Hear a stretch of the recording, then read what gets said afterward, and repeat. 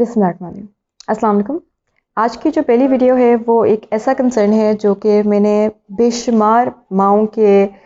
बातों में ये सुनी है बात, और उनकी एक शिकायत होती है जो कि अक्सर औक़ात वो जब अपनी ख़वातीन आपस में बैठी होती हैं या एक बड़े कंफर्टेबल एरिया इन्वायरमेंट में बैठी होती हैं तो वो अक्सर औक़ात इस चीज़ पर डिस्कस करती हैं, और वो है कि उनकी सेहत, उनको जिस तरीके से लगता है कि बच्चों के होने के बाद आफ्टर दे बिकेम मदर्स उनकी सेहत में एक डाउनफॉल आ रहा है। उनकी सेहत में एक स्टार्क डिफरेंस है जो कि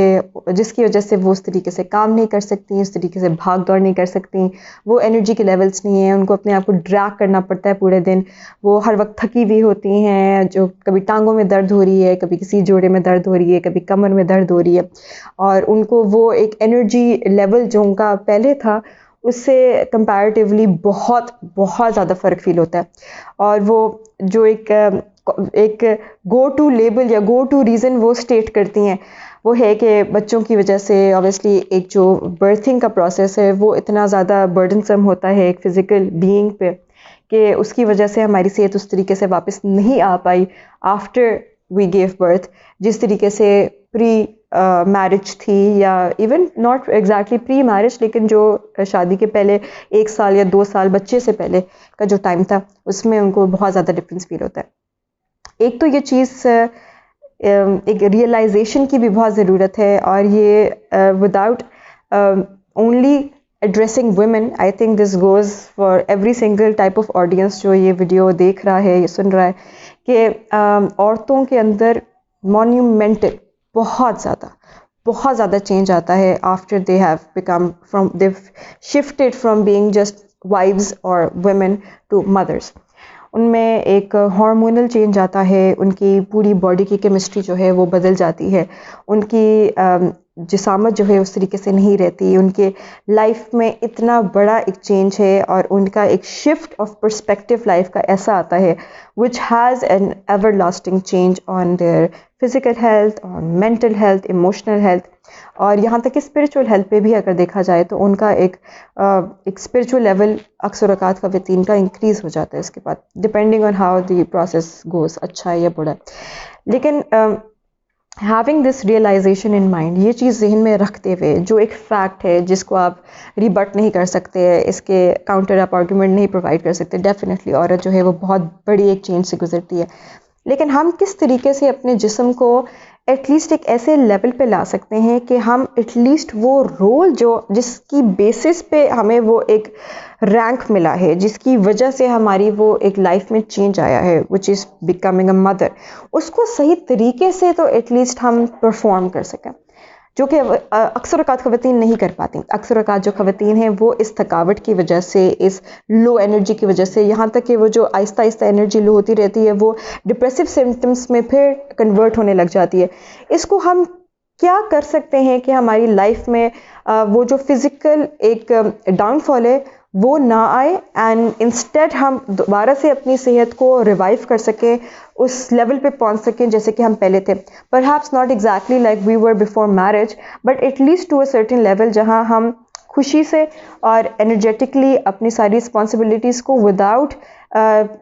द एक्सट्रीम एग्जॉशन जो हम फील करते हैं वो हम परफॉर्म कर सकें और अपनी रोल्स को निभा सकें। मैंने अपने एक्सपीरियंसेस से भी, और प्लस हमारा इंस्टीट्यूट एक ऐसा है जो कि एक होलिस्टिक लिविंग का इंस्टीट्यूट है, so we cater to different areas and how they overlap and how they connect with each other, उसमें हम उसको डील करते हैं। तो जहाँ पेरेंटिंग की बात होती है वहाँ वुमेन हेल्थ की भी बात होती है, जहाँ बर्थिंग की बात होती है ऑब्वियसली वुमेन हेल्थ एक बहुत बड़ा उसका एस्पेक्ट है। तो ये सारा कुछ जो है वो इंटरकनेक्टेड है, और उस सारे में अल्हम्दुलिल्लाह we have been working and we have worked with so many women and families जिनका ये कंसर्न था, और फिर उन्होंने वो रीगेन की अपनी सेहत। तो मैं चाह रही थी मैं कुछ पॉइंटर्स आप लोगों के लिए भी स्टेट कर दूँ, कुछ आप लोगों को चीज़ें ऐसी बता दूँ जिससे आपकी ये जो शिकायत है कि हमारी जिस्म हर वक्त थका हुआ होता है, हम एनर्जी नहीं फील करते, हम उस तरीके से भाग दौड़, जबकि बच्चा जो है सबसे ज़्यादा खुश उस तब हो रहा होता है जब माँ भाग रही होती है उसके साथ, माँ उसके साथ फुटबॉल खेल रही है, माँ उसके साथ साइकिलिंग कर रही है, माँ उसके साथ लगी हुई बच्चों की तरह उसकी दोस्त बनी हुई है और उसके साथ खेल रही है। लेकिन अगर माँ में वो एनर्जी ही ना रहे तो माँ किस तरीके से ये रोल सही प्ले आउट कर सकेगी? नहीं कर सकेगी, और बच्चा ये समझ नहीं पाएगा। तो वो एक इमीडिएट बैरियर आ जाता है कम्युनिकेशन का और अंडरस्टैंडिंग का अपने माँ के और बच्चे के बीच में, क्योंकि बच्चा जो है इसकी जो सबसे खूबसूरत तरीका कम्युनिकेट करने का है वो थ्रू प्ले है, तो हम वो ही नहीं कर पाते। और वहाँ ही वो जो फैमिली बॉन्डिंग जहाँ होनी थी वो एक बीच में उसके डिस्टेंस आ जाता है, एंड हम we start having that gap widen and widen with time. जो पॉइंटर्स हैं उनमें फर्स्ट एंड फॉरमोस्ट एक ऐसी चीज़ है जो शायद आप सुने तो आप कहेंगे कि ये इतनी कोई बड़ी बात तो नहीं है, हमने बहुत दफ़ा सुना भी है इस पे, और हम लेकिन अनफॉर्चुनेटली हम इसी चीज़ पे इतना कम फोकस करते हैं और हम इसी चीज़ पे इतना कम रिलाई करते हैं, जो कि हमारी सेहत का one of the biggest pillars अगर मैं कहूँ, और मैं बड़ा एक कैजुअल तरीके से इस बात को कहूँ, लेकिन सच ये है कि पानी जितना हम पी रहे हैं वो बहुत डिटरमिन करता है हमारी एनर्जी लेवल्स को, हमारे HP को, जो कि हमारा ऑब्वियसली ब्लड की सर्कुलेशन जैसे चल रही है। आपको पता है कि बड़ा एक ये औरतों को पता होगी बात कि अगर उनको लगता है कि बाल, उनके सर के बाल जो है वो हल्के, तो मसाज किया जाता है ऑयल्स का। वो मसाज करने का पीछे वजह क्या है? वो ब्लड की सर्कुलेशन है कि आपने उसको किस तरीके से ब्लड को जो है उसकी सप्लाई वहाँ से इंक्रीज़ करनी है, जिसके थ्रू वो अच्छा मोटा सेहत वाला जो बाल जो है वो ग्रो करना शुरू होंगे। इसी तरीके से मसाज का जो कॉन्सेप्ट है, मसाज थेरेपी जो है वो क्या है? अगेन ब्लड की सर्कुलेशन है, हमारा वो जो एक सिस्टम है उसको रिवाइव करने का मकसद है। तो और ये बाकी सारी थेरेपीज़ में है, ये हिजामा में भी है, ये मसाज थेरेपी में भी जैसे मैंने आपको बताया है, ये जो ऑयलिंग करते हैं लोग ये उसमें भी है। यहाँ तक कि जो फेशियल के बड़े शौकीन होते हैं उनका भी वो क्या होता है, वो फेशियल रोलर्स उन्होंने लिए होते हैं, अगेन सर्कुलेशन कर रहे होते हैं। और वो सर्कुलेशन का मतलब ब्लड जिस चीज़ से बनना है, जिसमें बहुत बड़ा रोल जो है वो पानी का है कि आप पानी कितना पी रहे होते हैं। हम पूरा दिन जो है वो काम कर रहे होंगे, किचन में अगर खड़े हुए हम स्वेट कर रहे होंगे। एक औरत जो होती है specially after birth of a child, उसकी केमिस्ट्री इतनी बदलती है कि हो सकता है कि वो पहले कम स्वेट करती है, उसके बाद वो ज़्यादा स्वेट कर रही है, तो उसकी नीड ऑफ वाटर इनटेक ज़्यादा है, लेकिन वो उस तरीके से वो फुलफिल किया उसे कम अप करने लग जाती है बिकॉज वो टाइम नहीं है। मुझे याद है मेरी ये बहुत गलत आदत हमेशा से थी, जिसमें I would not take care of my water consumption that much. और मेरे हस्बैंड ने बहुत अच्छे तरीके से, because he is a doctor और उनको पता है इस चीज़ का कि उनके पास अक्सर औकात पेशेंट्स और हैं भी ऑर्थोपीडिक सर्जन, तो हड्डियों के मामले, जो हड्डियों में दर्द है या इस तरीके से लो एनर्जी या आर्थराइटिस का खौफ है, ऐसे केसेस आते थे उनके पास। तो उन्होंने मुझे कहना शुरू कर दिया कि ना के बाद में आप अपने ये कंप्लेंट्स मेरे पास लाएँ, आपको मैं एक बोतल लिख के दे रहा हूँ and you going to have that water bottle by your side. तो मुझे याद है after the birth of my son, जो मेरा फर्स्ट चाइल्ड है, उसके बाद ही मेरे पास वो एक 750 ml वाली बोतल जो है is always bye my side, is always in my bag, it's always with me all the time. और मुझे वो होता है कि वो बार बार रिफिल में करूँ और मैं उसको पीती रहूँ, कॉन्स्टेंटली सिप करती रहूँ, ना कि एक ही गल्प में ले बंदा, क्योंकि उसका ज़्यादा असर नहीं है, लेकिन at least I have the access to water around, और मुझे उससे वो रिमाइंडर मिलता रहता है कि oh I think I am running low on water, मुझे पानी पी लेना चाहिए। अगर आपके लिप्स ड्राई हो रहे हैं, चैप हो रहे हैं, आपका मुंह सूख रहा है, तो और आपकी स्किन ड्राई हो रही है, दैट मीन्स कि आपके बहुत ज़्यादा वाटर लेवल जो है वो डिप्लीट हो चुका हुआ है और आपको उसको ज़्यादा जल्दी रिजुविनेट करना चाहिए, मतलब रिवाइव करना चाहिए। और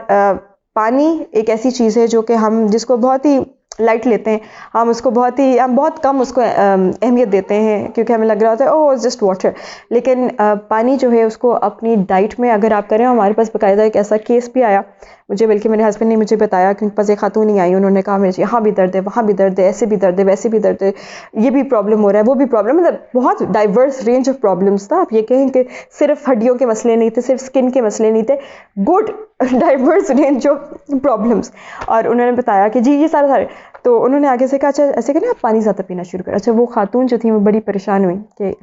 ये कैसे डॉक्टर है, उन्होंने मुझे कहा पानी ज़्यादा पीना शुरू करें, लेकिन उन्होंने बात सुन ली। After 2 weeks she came to us, she said मेरे सारे मसले ठीक हो गए, सारे जो मुझे इश्यूज़ फील हो रहे थे, ऑब्वियसली वो उनकी जो इंटेंसिटी थी इश्यूज़ की वो कम थी, लेकिन उसके बावजूद उन्होंने कहा मेरे सारे इश्यूज़, यहाँ तक जो औरतों के मेंसेस के प्रॉब्लम्स होते हैं वो भी इससे काफ़ी रिलेट करते हैं, तो सारे उनके इश्यूज़ जो थे वो ठीक हो गए। तो I thought that is something जो औरतों को नहीं पता होता है एंड आई वुड वांट कि मैं उनको बताऊं। दूसरी चीज़,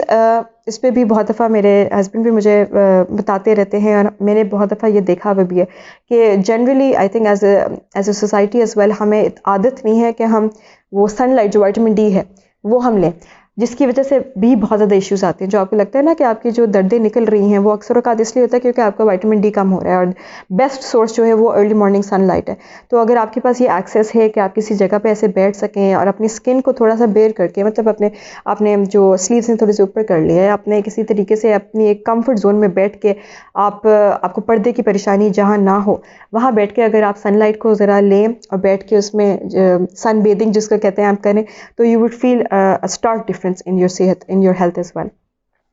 कुछ और पॉइंट्स हैं, कोई ऐसी एडवाइस और टिप्स हैं जो कि हम बहुत ज़्यादा ऐसी ख़वातीन को भी देते हैं जो पोस्टमार्टम हमारे पास आती है, मतलब आफ्टर द बर्थ, या प्रेग्नेंट वुमेन है वो आती है हमारे पास, या उसके बाद आफ्टर 2-3 ईयर्स फीड छुड़ाने के बाद या फीड के दौरान आ रही हैं, मतलब अर्ली जो मदर्स हैं वो भी आ रही होती हैं, अगेन लेटर ऑन भी अगर हमारे पास केसेस ऐसे आ रहे होते हैं। तो दीज आर सम थिंग्स जो हमारी बहुत इजी एक्सेस पे बड़ी सुपर फूड्स अवेलेबल है हमारे पास, और हम बहुत ब्लेस्ड हैं, हम बहुत ब्लेस्ड हैं कि हम एक ऐसी जगह पे रहते हैं जहाँ ये चीज़ें हमारी लिटरली किचन कैबिनेट का हिस्सा हैं, और हम इनको इतना अहमियत नहीं दे रहे होते, and we are running to the pharmacies to get medication for the same things जो सारी चीज़ें इनमें अवेलेबल होती हैं। और एक चीज़ अगेन में शायद आप लोगों को हंसी भी आए, हल्दी दूध। अब ये अगर मैं बड़ा एक फैंसी टर्म में कहूँ, टर्मरिक मिल्क, तो आप कहेंगे ओ ये बड़ा अच्छा कोई चीज़ है, बड़ी फैंसी शमैंसी कोई टी है या कोई लाटे है जो कि एक अच्छे से कैफ़े में मिलेगी, लेकिन ये हल्दी दूध होता है और ये बाहर बल्कि बहुत ज़्यादा हेल्थ बूस्टर के नाम जो है वो सेल किया जाता है। और हमारे तो जो जनरेशन, जो विजडम है हमारी, जो ट्रांसफ़र होती आ रही है, हमारी सोसाइटी का हिस्सा है, उसमें हल्दी दूध आपको अक्सर औक़ात ख़वातीन जो हैं, बड़ी उम्र की ख़वातीन हैं, वो एक दूसरे को ये कह रही होती हैं कि अच्छा थक गई हो, हल्दी दूध पी के सो जाना, सुबह उठ के पी लेना। तो that is something that you should definitely have in your diet plan. अपने दिन में आप एक या अपने हफ्ते में जो है वो अगर आप हल्दी दूध पी सकती हैं तो आपके लिए it will do wonders for you. उसके अलावा मेरे लिए बहुत शॉकिंग था जब मुझे ये पता चला, मुझे आदत है सौंफ और इलायची खाने की अक्सर औक़ात, तो जस्ट एज ए रिफ़्रेशर मैं अक्सर औक़ात हम च्युइंगम वगैरह हम नहीं खाते, तो मैं इन चीज़ों को अपने पास रखती हूँ। एक दिन मैंने ऐसे ही आउट ऑफ क्यूरियोसिटी मैंने इस पर थोड़ा सा सर्च किया, मैंने कहा इसका क्या, इलायची के क्या फ़ायदे होते होंगे। तो इट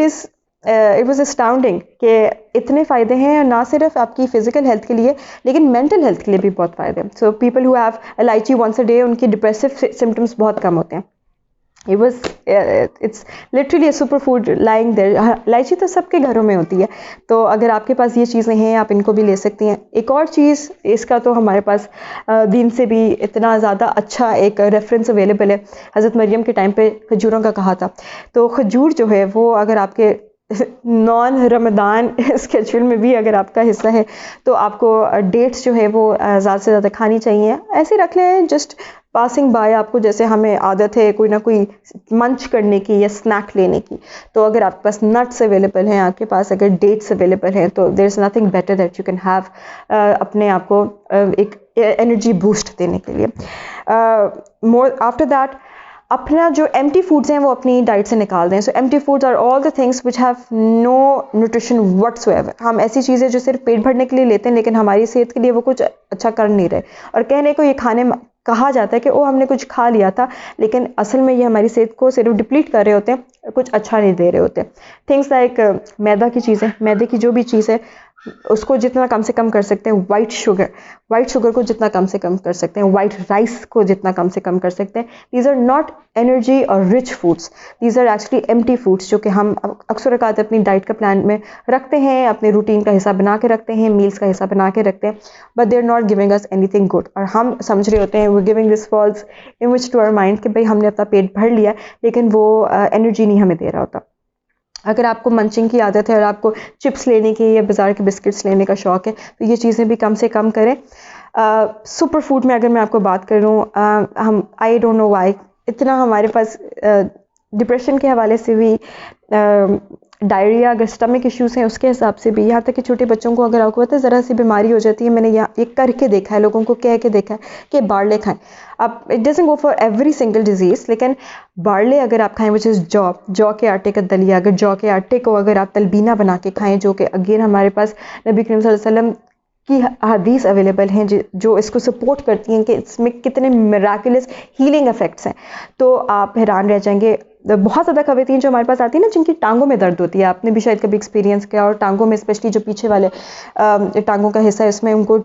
सोने से बिल्कुल पहले दर्द होना शुरू हो जाती है, नींद नहीं आ रही जिसकी वजह से इतनी दर्द हो रही है। तो उनको हमने ये रेकमेंड किया कि किसी भी तरीके से जौ का जो आटा है उसके कुकीज़ बना लें, रोटी बना लें, दलिया बना लें, उसको तलबीना बना के खा लें। उसके यहाँ तक कि आप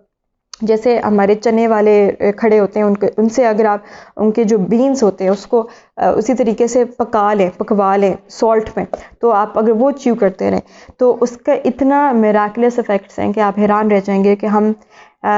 राइट अंडर आवर नोजेस बड़ी चीप अवेलेबल होती हैं चीज़ें, लेकिन हम इस पे ध्यान ही नहीं देते, थिंकिंग कि ये पता नहीं कैसी चीज़ है, ये पता नहीं कौन खाता है, और इसके इतने ज़्यादा असर हैं जो कि हम जिसका फ़ायदा उठा सकते हैं। और जो चीज़ें आप लोग कर सकते हैं, अगेन मैं किसी से बल्कि बात भी कर रही थी, हम इतने ब्लेस्ड हैं, हमारे पास घर से निकले आप सड़क पे जाते हैं तो ऐसे लगी हुई हैं कार्ट्स लगी हुई हैं जिन पे फ्रूट्स और वेजिटेबल्स अवेलेबल है, रिच डाइट का हिस्सा हैं, बहुत अच्छी चीज़ें हैं जो कि आप ले सकते हैं। फ्रूट्स हमारे पास जो भी सीजनल फ्रूट है उसको खाएं, रॉ वेजिटेबल्स जो खा सकते हैं आप वो खाएं, और अंडे भी अगर आपने खाने हैं तो देसी अंडे अगर आप खाएं तो उनमें ज़्यादा ताकत है, देसी चिकन खाएं तो उसमें ज़्यादा ताकत है, ब्रॉयलर में नहीं है। तो ये कुछ चीज़ें हैं जो मैं चाह रही थी कि मैं ख़वातीन को बताऊं, अगर आपने डाइट का हिस्से में ये चीज़ें इनकलकेट करनी शुरू की, इंक्लूड करनी शुरू की, आपको